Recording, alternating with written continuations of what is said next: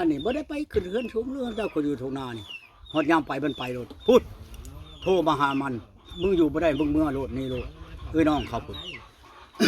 อย่ามันนี่แหละก็นี่สิมีปัญหาหยังอันนี้จองความปัญหาที่บ่ให้จองเขายังบอกอยู่จะฟังเด้อตูก่อนเด้อที่เฮาถามเจ้านี่ก็บ่ได้มีจุดประสงค์หยังดอกก็คืออยากให้ FC หรือว่าผู้เพิ่นเบิ่งเพิ่นชมอยากได้ฮู้จากปากเจ้านำหั่นนะว่าแม่นๆอีหลีบ่คันว่าบ่แม่นก็คือเจ้านี่ถือเขาใส่ร้ายแบบนี้หั่นนะเข้าใจบ่มีคนเว้าให้คือสมมุติว่าเจ้านี่เป็นคนดีอยู่แล้วแต่มีคนมาเว้าว่าเจ้าบ่ดีแบบนี้หั่นนะก็คือข่อยนี่โดยก็คือข่อยนี่เป็นคนกลางหั่นนะก็คืออยากอยู่ตรงกลางนะบ่ได้เข้าพูดพร้อมพี่หั่นนะก็เลยอยากฮู้แบบนั้นแล้วมันบ่เป็นความจริงค่อยก็รับบ่ได้โดยอย่างที่นั่นนะถ้ามันเป็นความจริงแล้วค่อยหลีกบ่ได้แม่นคันว่าพื้นหลักก็ได้เอาอหลีหลักอหลีน่ะหลีกบ่ได้อันนี้บ่ได้หลักหาเว้าซื่อๆชวนหลายคนอยู่ในคุกนั่นชาวคนน่ะของจริงน่ะก็มีดอกฉามโดยชวนหลายก็เรียกหาเว้ากับกันนั่นแหละค่อยเว้าซื่อๆแหละอันผีปอบปากนั่นลายกว่าผีปอบจริงชิบคนชาวคนมันบอกว่าถูกต้องกันว่าบางวันนี้เป็นปอบนี่แต่บาดอันนั้นไปอยู่โดมมังแก้วนี่ผู้เป็นปอบก็สิมีอยู่เอาแม่ก็บ่แม่นความข่อยเอานี่เด้ไปอยู่ดงมังแงวแน่เฮาบ่ได้เป็นปอบเด้แน่เป็นหยังจะไปอยู่นะหั่นเขาเอากับเจ้าเพิ่นบ่หรือว่าเจ้าจะไปบ่แม่เพิ่นซื้อดินไว้ให้ก็เลยให้ลูกให้เต้าไปอยู่อันนั้นแหละจังหวะดินทางนี้มันหอมหั่นนะจังชั้นดอกชวนหลายก็ชุมเป็นปอบได้ไปอยู่แม่นแน่ส่วนมากก็พวกอันนั้นแหละจังหวะค่อยจังเว้านั่นเรื่องของบ่มีก็หาบ่มาก็เว้ากับกันนี่บ่ควรเว้าอย่าจักหน่อยมันเป็นพยานให้พยานเพชรนี่เขาหายน้ำเขาปากพยานในหลายร้อยคนหลายๆเว้าหาเว้ากับเขาซื่อๆนะความบ่มีหาบ่ได้หายเฮาติเฮามาเว้าแบบนี้เฮามาถามแบบนี้บ่ได้หายอันนี้บอกค่อยดีแฮงก็ดีแล้วแม่นบ่ค่อยก็เกียมแม่นสมมุติว่าตู้ก้อนเอ้ยเดี๋ยวนี้หั่นมีคนอยากมาฆ่าเจ้าได้ค่อยก็เกียมเลยแม่นบ่มากระทึกผ้าคนแล้วก็เกียมแม่นแหละคันค่อยบ่จักนี่ค่อยเกียมบ่ได้อันว่าสิมีคนมาหาน่ะมาแล้วบ่เขาเมื่อแล้วบ่เดี๋ยวมาแต่เวียงเราโทรบอกค่อยว่าเดี๋ยวนี้ค่อยฮอดตะแคบแล้วว่าแต่ว่าค่อยว่าคันเจ้าฮอดชิโน่แหละเจ้าโทรบอกค่อยเด้อค่อยสิบอกคุณนั่นที่ว่าอยู่ในชิโน่น่ะมาชงเจ้าฮอดข่อยเพราะว่าเรานั่นเคยชงข่อยเมียข่อยมาถือนั่นก็หลุดข่อยคันเดียวแล้วข่อยถือของหลายเลยหมอนั้นมาชงมาฮอดเถียงหน้าข่อยช่องแขนบัดอีนี่มาแต่ปากช่องมามันคำอยู่ในตลาดชิโนอยากจ้างรถอันเขามาชงนี่ถามเขาอยากได้7 ล้านอัน7 แสนเคยบ่ชัดตลาดมานี่7 แสนมันจนบ่มาขอเสียบแบตหน่อยเด้อทุกคนนี่บ่ไฟฟ้าจังฮะขอเติมแบตโทรศัพท์แน่อันไฟฟ้าขอเสียบแบตโทรศัพท์แหน่เทียบดูแล้วเสียบได้บ่บ่มีปลั๊กไฟบ่อยู่บ่มีปลั๊กเดี๋ยวนี้นะเจ้าอยากอันเจ้าบ่มีอันชำรองบ่คอยน่ะมีอยู่เบิ่งไงแล้วเจ้าสิเอาบ่เจ้าสิเชียบบ่ถือมีสายอื่นอีกบ่แม่จำพงมีอยู่เบิ่งสิเติมเลยนี่คอยบ่ยากดอกบ่มีนั่นนี่เพิ่นพูดมีน่ะเพิ่นต่ำคอยพูดคอยแลแต่ว่าความใดสิผิดสิเถียงกันเนี่ยมันบ่ถูกบ่ต้องแล้วคอยบ่อยากให้เว้าออกได้นี่หั่นนะบ่เป็นหยังดอกคันมีความมีหยังก็มาเว้ากันต่างหากมาโลดแม่นอะไรก็ดีบ่ให้ออกนั่นนี่น่ะคนก็รักอายเพราะว่าชื่อนี่แหละเคยรักอายบ้านอายเมืองเท่าแหละค่อยดีก็ดีที่หาเว้าซั่นๆก็แม่นแหละเนาะเรื่องหยังก็บ่ให้ต้องเว้าขึ้นกับข่อยหยังก็ดีอันแล้วเขาจะว่าให้มันจบกันให้เจ้ากินข้าวโตโชว์ความเพิ่นบ่ให้เว้าบ่ให้จักเถื่อบ่ให้มันพาดพิงบ่ให้ไปถึงผู้นั้นพาดพิงถึงผู้นี้เด้ตู้จานจะให้เคลียร์มันจบก็คือเว้ากันแล้วตู้จานคุยกันให้มันจบคือกันกับข่อยบอกบ่เจ้าแล้วมาแล้วบ่ให้ต้องเว้าออกนอกข่อยเว้าคันช้ำข่อยเว้ามานี่นั่นข่อยบ่เป็นโทษไดข่อยบ่ได้เว้าผิดกฎหมายไดข่อยสิเว้าชะลายป้ายชี้ผู้นั้นผู้นี้ข่อยบ่ได้เว้าไดข่อยว่าตามชื่อข่อยได้อันนี้ได้หมู่เจ้าถามแล้วข่อยเว้าก็แม่นแหละแม่นบ่ได้ผิดคือเฮาอยากรู้อันนี้ละหมู่ละตึมความว่าชะอันบ่แม่นชะข่อยเว้าน่ะเว้าไปแนวอื่นแม่นๆเฮาอยากรู้เฮาก็ถามเจ้าหั่นน่ะอย่าข่อยจังว่าแนวใดมันผิดแล้วบ่ให้เว้าเจ้าน้อยมันเป็นพยานให้ข่อยอย่า ถือใกล้น่ะใครได้ถือมันไก่เนี่ยน่ะเมียเจ้าก็สิให้เจ้าอีกเรียกบ่มีงานกินข้าวตูโชว์ความเพิ่นเอาความใช่หมู่ฉลาดไปสิบ่อย่าบ่อนนาเอ้ยค่อยบ่แม่นว่าช่างสอนเจ้าดอกค่อยบ่อยากให้เจ้าเว้านะเนี่ยมันผิดนะมันผิดแหละมันผิดกันเลยนั่นเห็นบ่อันแหละมันค่อยโชว์ว่ามาแน่ๆแหละบ่ แต่ผิดหยังกับบ่าวที่แหน่นี่ เอ้าผิดค่อยเว้ากับเราว่านี่ค่อยให้เรา เว้าแบบใด บ่อันบ่าวอันนั้นบ่มาค่อยว่าคืนนะ คือว่าไปนำกัน คื ตลอด โอ้ยพุ่นบ่าวอันนั้นอยู่พุ่นอยู่บ้านนั้นนักก่อยพุ่นอยู่หน้าพุ่นมันบ่แม่นมันเว้าอยู่ทางแหวะเทจมวกพาค่อยคืนน่ะกว่าเห็นว่าก็ดีค่อยเว้าจังซี่แล้วค่อยให้เลยละให้บ่แลว่านี่เจ้ารถปานนั้นลีหลอเนาะว่า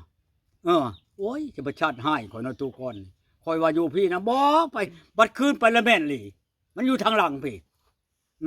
หมอนั่นน่ะหั่นเห็นแล้วบ่ว่านี่บ่ปากแล้วบัด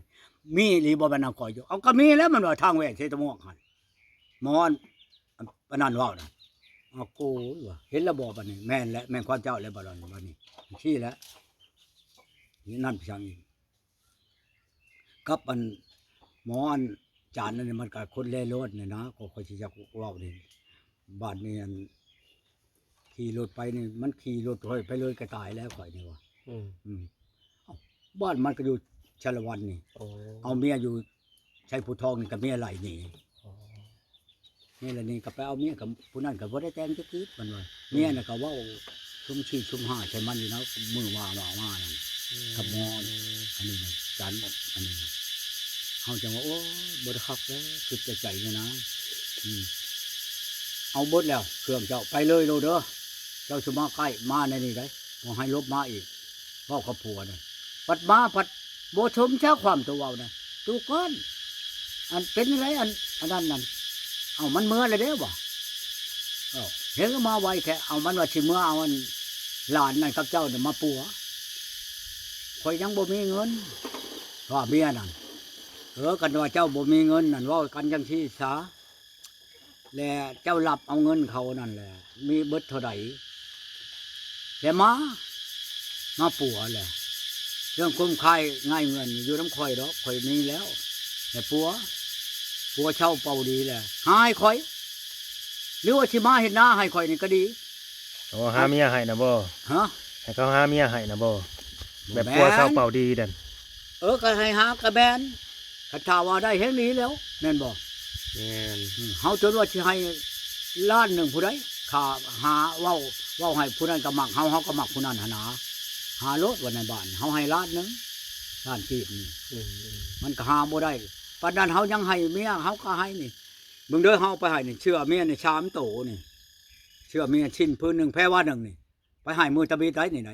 ให้หมอขมันหมอ ให้ ขมั ผู้ น สาวนะบ่ ฮะ ให้ผู้สาวบ่ให้ บ่แล้วให้เมียหมอขมัน ม บัดนี้ให้หมอขมันนี่เชื่อ3โต อืม มาแล้วเมียน่ะเมื่อน่ะเอาอันเชื่อน้ำตู้ก่อนนี่เด้อมาให้ข่อยอีกแน่เข้าแน่ว่าเว้านั่นมาแล้วเฮาบ่ให้ช่วงว่ายังสิมาอยู่มาแล้วคันว่าเฮาสิเทออกของลูกเขาดอกยังเป็นกระชอบอยู่ในอันตู้เฮาหั่น อยากได้เลือกเอาเนาะ เลือกเอาของตู้โฮมเถอะบ่ได้อยู่หั่นเฮาเมียนปุ๊เพิ่นต่ำพุ่น ของตัวโฮมนี่สิพากเมื่อไหร่แล้วเนาะ ฝากไว้แล้วมื้อฮื้อนี่เฮาก็ฝากไว้แล้วแหละ อืม เฮาสิโทรถามเจ้าคนสิ อันนี้ ฝาก บ่ ไว้ มาอีกแล้ว ฝากไว้ให้เด้คำมันนี่ อืม ฮอดแล้วบ่จ๊ะ ฮอดใช้แล้วเฮ้ยเมื่อเอาเรือแล้วโทรบอกเด้อฮะอันรถนี่เมื่อฮอดบ้านบ่รถอันอันบ่ได้สิขี่รถโตบ่เมื่อหันน่ะเมื่อเอาเรือแล้วประชานงานกันกับลูกกับเมียแล้วเว้าจักเทื่อได้เฮ้ยอันสิเว้ากันนั่นเด้อให้เป็นฮะ อัน4 คนมาดินี่นะ4 คนเบาแหล่บ่ได้มาแต่เบาแหล่เบาแพทย์น้อย แล้วก็เบาลาวเบาอันนี้5เฮ้ย5บ่แม่น5คนใดถึงหมอดนั่นแหละจังหวะใดๆก็เมื่อเฮ้ยมื้อฮื้อเด้อมาเด้อ คักแน่ได้คำมันคักแน่ได้คือว่าให้เป็นชิ้นทำได้เมื่อแหละเงินบ่เมื่อแหละระดมจิตใจของลูกเมียแล้วเฮ้ยในนั้นมันสิมากับมาปิ่นมาปัวบ่เป็นเฮาเอามาหยังเฮามาปัวบ่อยากดีอยากเช่าแหละก็แล้วแต่บ่เป็นหยังฉัน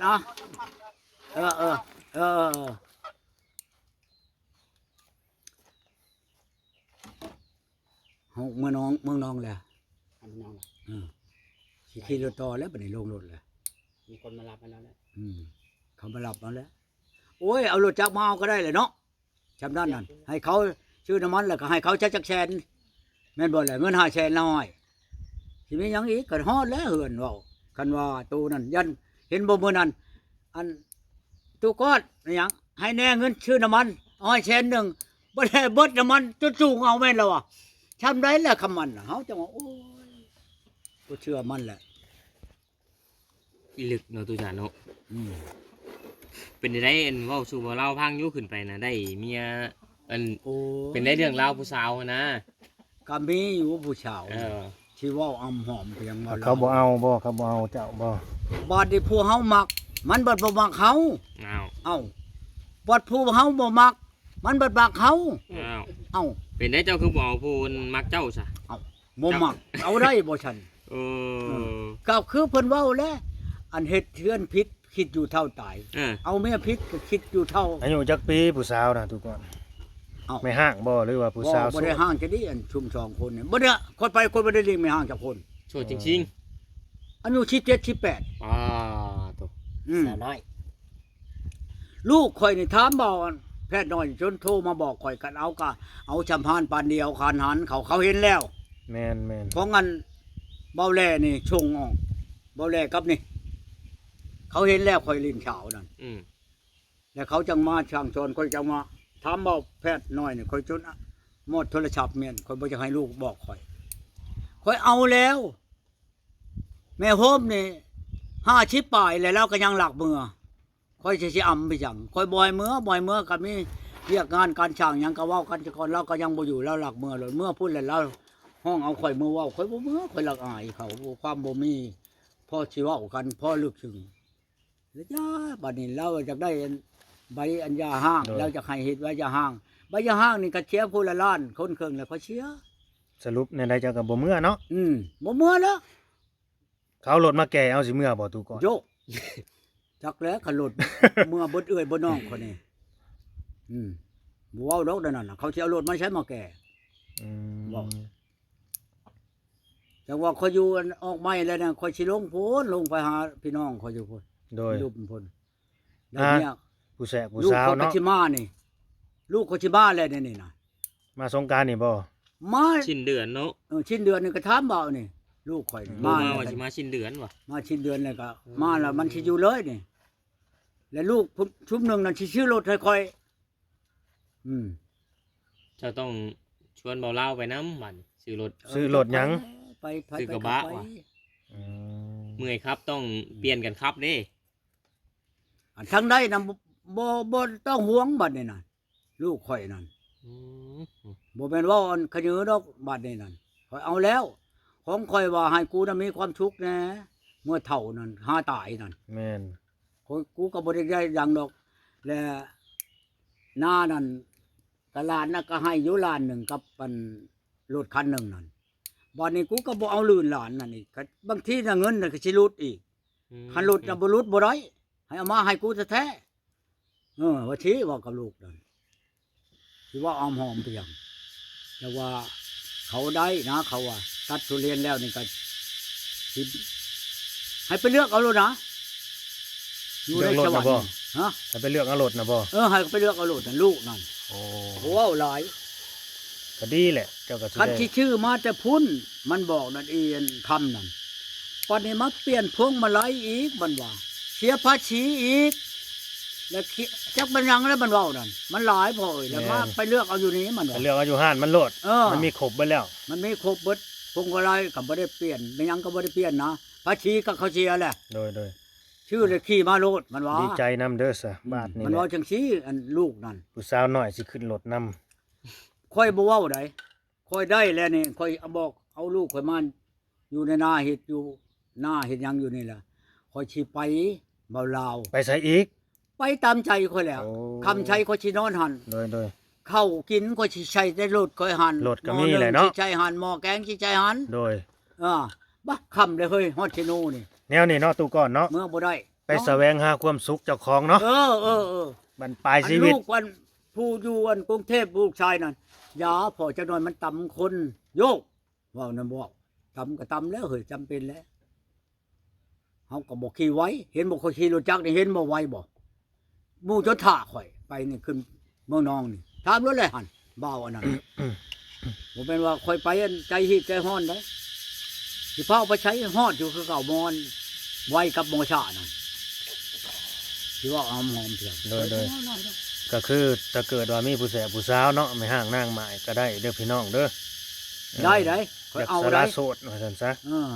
แนะนำประตูก่อน ฮัก โลด แต่แม่นนั่น ตอนนี้ ค่อยบ่เอาอันบ่เอาคนแก่บ่ได้ลูกชุดลูกเลยค่อยบ่เอา โอ้ ขนาดว่า40ยังสิได้ลูกอยู่ล่ะค่อยเอา50ก็เอาคันสิได้ลูกแหละ โอ้ ค่อยเว้าในนั้นได้ ยังอยากได้ลูกอีกเนาะตูก่อน ค่ เนาะ อยนั่นอยากได้ลูกเฮ็ดหยังเจ้าว่าเฒ่าเลยยังอยากได้ลูกบ่แม่นค่อยก็อยากได้มาชื่อมรดกค่อยนี่แหละ มันสิเลี้ยงเขาใหญ่บ่ซะตูก่อนบัด โย นี้ ข่อยตายกับแม่มัน แม่มันตายกับลูกหลานข่อย อ๋อ เอ้ามันก็สิบ่ตายเบิดบาดเดียวแล้ววะเนาะ บ่ได้เลี้ยงอันผู้มันเกิดใหม่น่ะ สิบ่ทันได้กินเหือกินแห้งเขา เบาดาว โดย สิเว้าไปจัง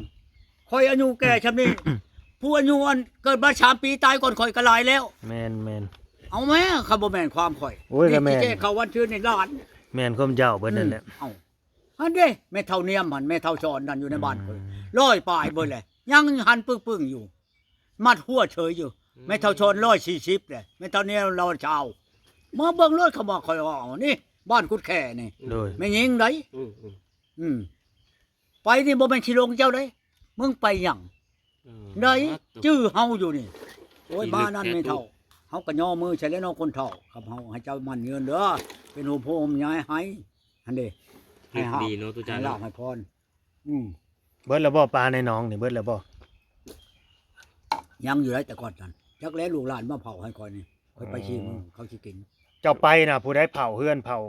หลาน ลงมากาไก่ให้ หลานข่อย โอ้ จ้างมือหนึ่ง200,000 จ้างอีกบ่ เอ้าบ่จ้างกันได้เนาะเขาก็หม้อแกงแรงง่ายก็จนปางมาอยู่ โอ้ เจ้าเบิ่งงัวเบิ่งควายเบิ่งเหล้าเข้าล้างเฮือน ของก็ยังอยู่ครบบ่บัดนี้เจ้ากลับมา เอ้ามันสิไปใช้เขาก็บ่ บ่หารเอาดอกเนาะมันของเสียก็สิเป็นเชื้อชาติอาชนะ เขาสิหารแบกเมื่อบ่ของข่อยนี่หมูหมาข่อยก็มีมันบ่ไก่ข่อยก็100 200เขาเกลือให้เมื่อเช้ามาเขาเกลือ ดูก่อน และเรื่องแบบว่าปัวขู่ปัวคนนี่ก็ยังปัวคือเก่าเนาะ อาโก รักษาคนคือเก่าเนาะ บ้านปอนั่นจนพ่อบ้านมาหนุบอยากให้ปัวลูกเราข่อยยังมาอยู่บ่ได้มันหลายพ่อบ้านเอ้ยข่อยขอเรายังเชียวมาปัวน้ำข่อยได้ โอ้ พ่อบ้านนั่นกับผู้หนึงนั่นก็โชว์อันพี่ผู้เฮ็ดอันนั้นเราน่ะเขาก็อยากให้ข่อยอยู่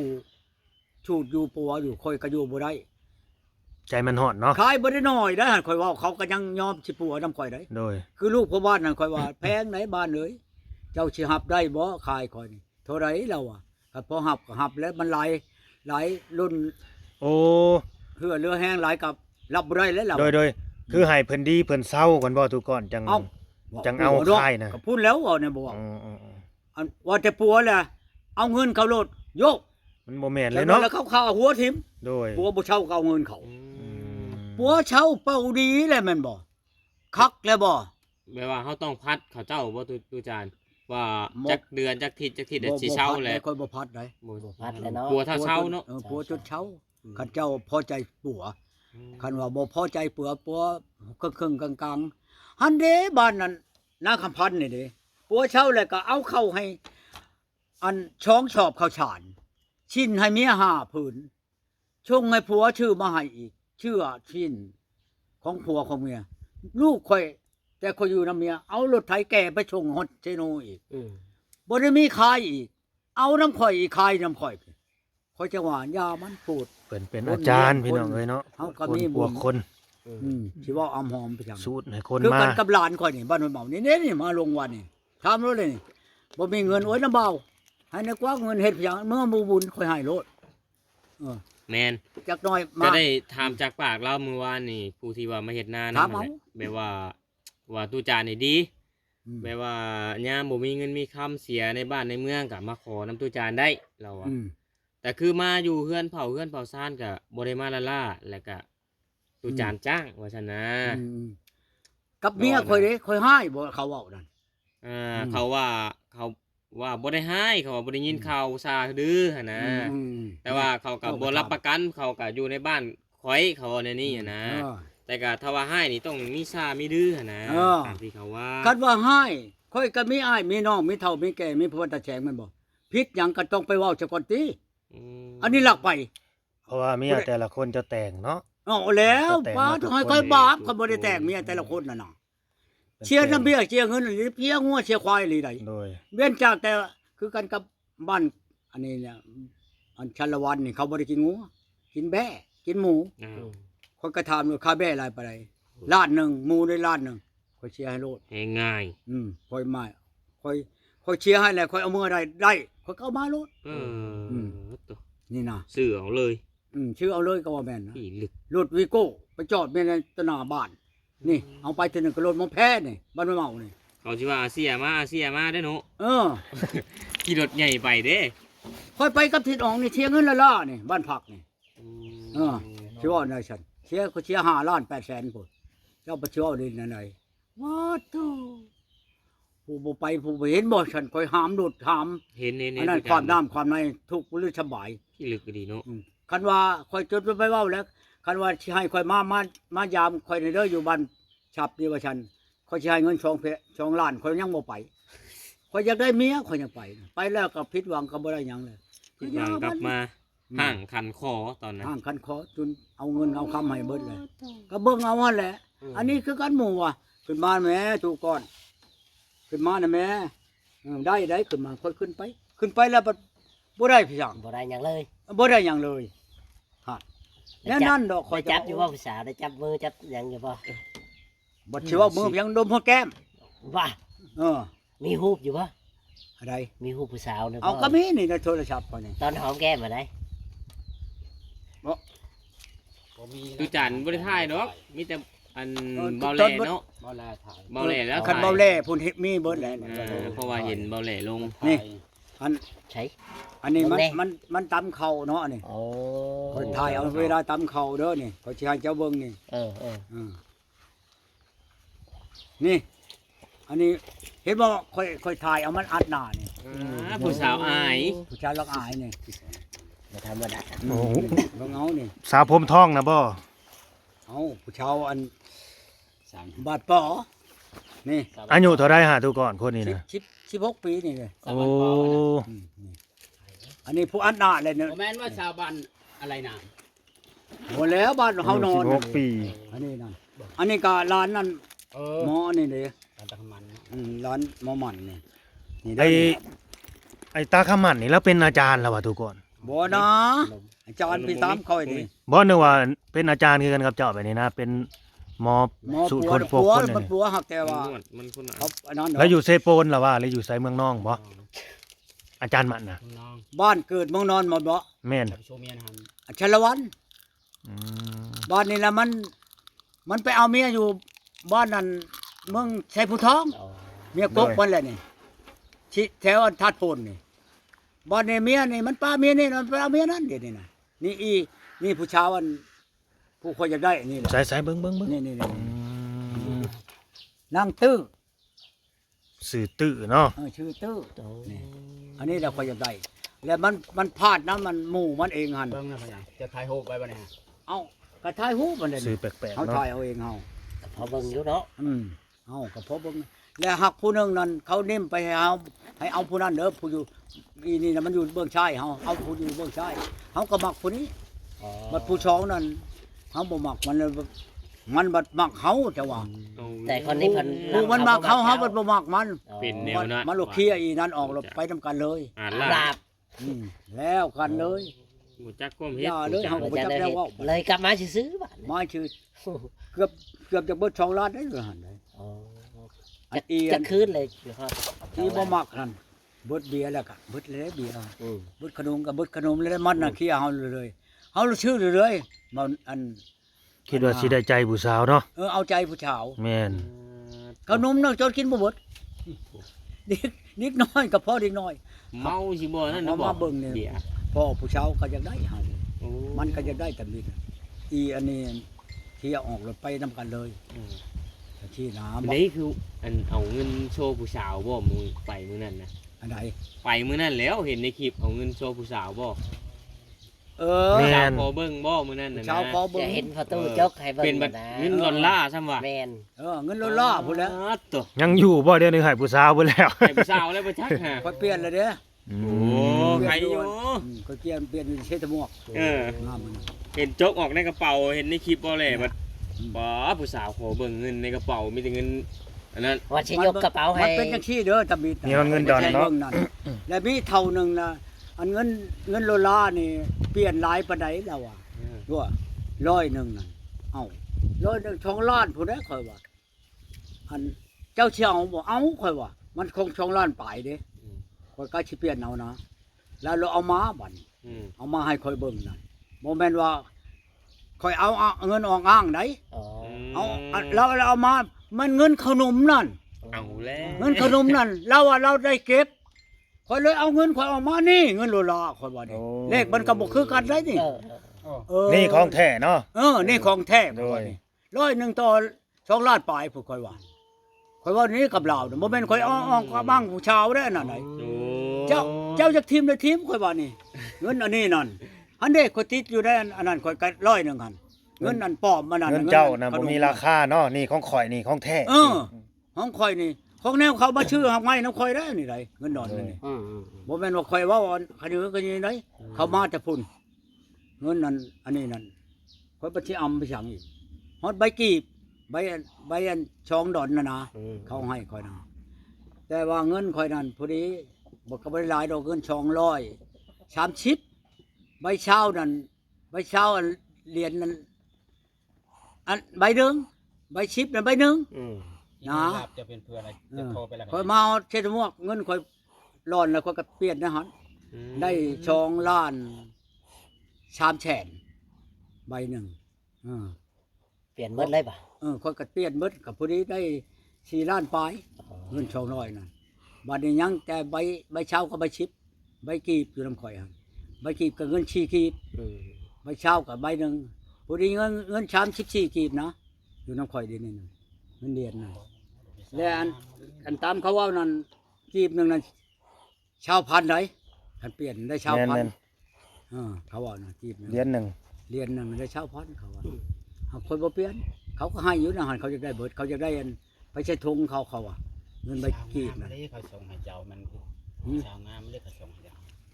อันผู้ชาวน่ะ เจ้านี่อันนี้ที่ไอเพจ ผู้ใดอันนี้น่ะเจ้าน่ะ จะให้เพจให้เจ้าเด้ อันนี้นะ งามเนาะ อันนี้นะครับ ได้ตุจาน เอากับผู้เจ้าเบิ่งอันนี้นี่ ห้ามพาเป็นเพื่อนแล้วบ่ รับแล้ว จักรับแล้วบ่เด้นี่เบิ่ง รับเรียบร้อย เราโทรไปลองกันดู จะโทรหาเขาเลยเขาบ่รับเนาะ โทรแล้วตอนนั้นยังบ่ทันเป็นเพื่อน อันนี้เด้ทิศแล้ว ที่ได้รับแล้ว รับไปเพิ่นหมอนั้นแล้วบอกหมออยู่ งาม เอา ได้ ตะ ค กุ น น บางทีหล่อโทษคนงาม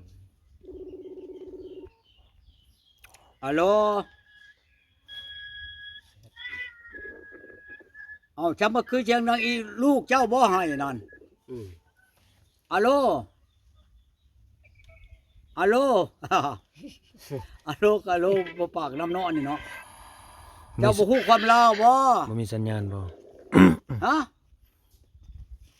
เอาหับแล้วหับบ่ปากน้ำบัดนี้ฮะ เว้าหยังเขา เจ้าบ่ให้แท้นี่นั่น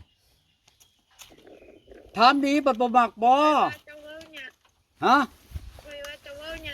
โอ้ ค่อยถามเจ้า เจ้าอยู่บ้านใดว่าฉันดอก